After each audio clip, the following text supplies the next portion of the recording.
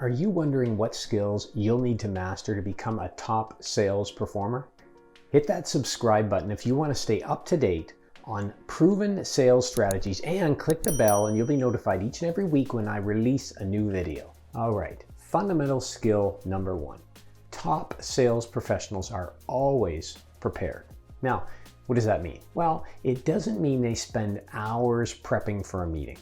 Sometimes it is necessary to spend time, obviously, to prepare, but before every meeting, a top sales professional really just spends about 15-20 minutes taking a look at where did they leave off, what are the next steps, where do they want to go in this conversation or in this call. If they haven't met with the prospect yet, they'll take that 15-20 minutes and check out their prospect on LinkedIn or other people who'll be joining them in the meeting on LinkedIn to learn a little bit about them, about their background. They'll visit the company's website, maybe take a look at some of their marketing materials to understand their products or services. But it really only takes 15 to 20 minutes to be prepared, because with that information, then what top sales professionals do is they're very clear going into that conversation as to what the steps are. That's part of their preparation. They don't go in just hoping that the conversation goes well. They go in with a very clear idea of, where do I need to get in this conversation? What are the kind of questions I want to make sure I walk away from this conversation with? And how am I going to make sure that I've prepped my prospect or this group of people for the next steps so that there is no surprises and we can keep this moving forward? Top sales professionals always practice being prepared. And as you can imagine, as the people you deal with change, as the companies you sell to change, you'll have to be prepared to make minor adjustments in your dialogue, in your sales process, in the questions that you ask. Therefore, that's why preparation is always necessary. Never assume you're ready for a meeting. Take 15 minutes and do some basic research, think through your process, and know where you want to go in the conversation. That's what top sales professionals do. This second one is near and dear to my heart. Top sales professionals practice what I like to call the ABPs of selling. Always be prospecting.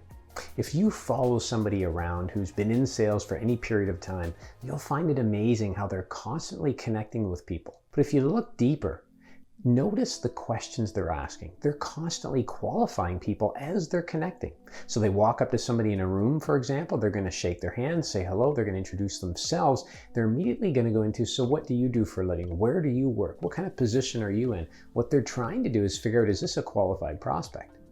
If it's a top sales performer you're following, you won't even notice it unless you really look for it. But the key to all that is to always be prospecting. Let's be honest, it's a lot easier to push away prospects that don't really meet your criteria than it is to try and find them when you don't have any lined up. So if you want to be a top performing sales professional, you need to make sure that you are always prospecting. Hey, if you've mastered these skills, make sure you click that like button and comment below with other skills that you found are fundamental to your success in sales. Top performing salespeople really understand that there's a balance to strike between process and people, right? So what does that mean? Well, when you understand what your sales process is, if you've practiced it at all, you realize that it changes each and every time. Not every meeting goes as planned. Not every proposal goes as planned. It's assessing what is the process and what are the steps I need to take, but then how does that fit with this person or these people? You can imagine somebody who's been selling the same product for 10 years. They know the sales process inside and out. They've figured out what works and what doesn't. They've been faced with every situation. But what I've learned is that those who are successful in sales, top performers, still spend some time preparing, which I talked about earlier, but then they make sure that while they're in the conversation, they're striking a balance between their process and the person, because every person is different, right? How I respond to questions, my expectations will be a little bit different than yours. So it really doesn't matter how many people I've dealt with, I still have to be prepared to make those adjustments. So as you become more comfortable in sales, or even if you are already a top performer, you always want to make sure you're striking that balance between process and people. Last but not least, top sales performers are always using what I like to call micro closing questions, MCQ. What does that mean? Well, they're constantly asking little questions that don't necessarily try to close the deal, but they move the deal towards the close. So a question might be something like, does now seem like the right time to move forward with this? Does this pricing that we discussed make sense based on what you had planned to invest? These kind of questions flush out objections, but then ultimately direct you towards the close, because as soon as somebody says, yes, this sounds good, yes, this pricing makes sense, then you can go for the close. But if they bring forward, well, it's a little higher than I thought, okay, let me ask you a question. What were you expecting to pay for the value we're bringing forward here? So you can just imagine that micro closing questions allow you to continue to attempt to close and work towards the close. If anything, they give you a signal that now's the time to close versus, hold on, I'm going to slow back a bit. But waiting until there's some big close, waiting for the proposal to be accepted, waiting to hear back from somebody, that's no fun. And then it becomes a go, no go type of situation. We're either going to win it or lose it, and that's it.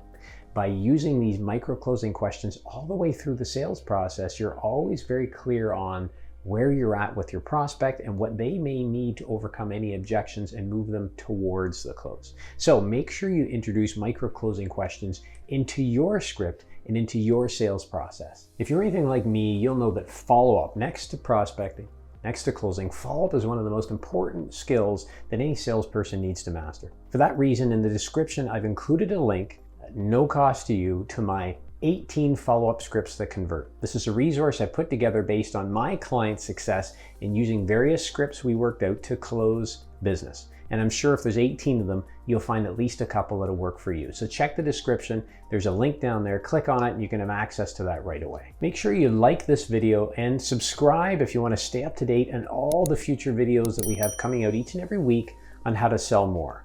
Now, if you've mastered these fundamental skills, what I want to suggest to you is that you need to move forward with learning more and applying value-based selling. That's the next video up, is how to sell value in today's economy, which has changed. So make sure you check that video out right here.